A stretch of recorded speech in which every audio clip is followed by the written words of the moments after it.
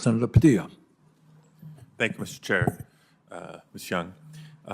First, just want to share a few comments similar to what several of my colleagues have already shared, just in thanking you for the 2022 budget, which has crafted, have no doubt will accelerate our recovery from the COVID-19 pandemic, and more importantly, as you pointed out, help us build a more equitable and prosperous economy for all Americans.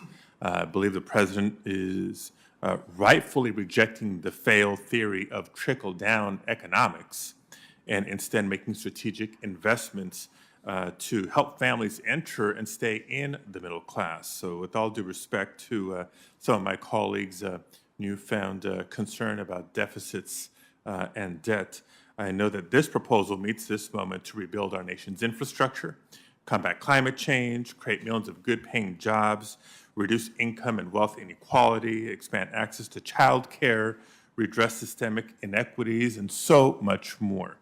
So I look forward to working with you and the other members of this committee and others to advance this bold vision to deliver the equitable investments that the American people so direly need. I do have a couple questions, a couple in the category of wildfires. I'm from California, and another in regards to housing. First, wildfires. California's most recent wildfire season was the worst on record, with more than 4.2 million acres burned. And we know that without bold action to combat climate change and to improve the resiliency of high-risk areas, we'll continue to see more severe and frequent wildfires. It's important to recognize that 50% of forest land in California is owned by the federal government.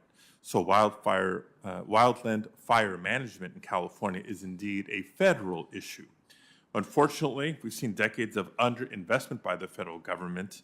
So I'm pleased to see that the U.S. Forest Service's budget request proposes a $400 million climate funding allocation to accelerate the restoration of degraded forests and rangelands.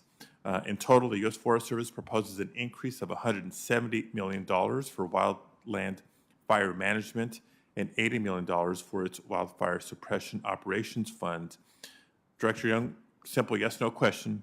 Will you commit to working with Congress and the Department of Agriculture to ensure that the Forest Service's Region 5 receives the additional staffing and resources it needs to address the hazardous fuels backlog and reduce risk in California? Yes, sir.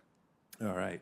Next, I want to call your attention specifically to ongoing delays in transferring critical wildfire air tankers from the Air Force to CAL FIRE for fire suppression efforts. The Air Force was directed in the 2019 National Defense Authorization Act to modify 7 Coast Guard HC-130H aircraft with state-of-the-art wildfire suppression equipment and transfer them to California for use by CAL FIRE. Delays in transferring these 7 air tankers are especially troubling because of the crucial role that air assets play in fighting California wildfires. So given the severe wildfire season anticipated now and in the foreseeable future, will you commit to working with my office to expedite the congressionally mandated retrofit and transfer of these aircraft? We will call those agencies and work with you and to see where we are. Thank you so much. And in my final minute, I want to get to the issue of affordable housing and homelessness. As our nation begins to recover from the COVID-19 pandemic and the American Rescue Plan continues to deliver critical relief in our communities, our longstanding affordable housing and homelessness crises are returning to the forefront. California needs to build an estimated 3.5 million new homes to meet the demand for new housing. And that's just California. According to a recent analysis by the Center on Budget and Policy Priorities, more than 1.8 million California renters had not been able to catch up on their rent as of mid-May.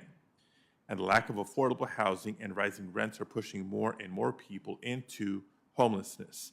There's now more than 160,000 individuals experiencing homelessness in California. So the need to make significant long-term investments sort of speaks for itself. I'm pleased that the Department of Housing and Urban Development's budget incorporates the President's American Jobs Plan and calls for investing $147 billion to bolster the nation's housing infrastructure while creating jobs. Director Young, will you commit to ensuring that the administration continues to push for essential investments in affordable housing as we work in advancing the infrastructure package? Yes, Senator, and also pleased that we have a significant voucher increase in the discretionary budget. Yes, which has also been very, very helpful. So thank you for your leadership Thank and you. your work. Look forward to working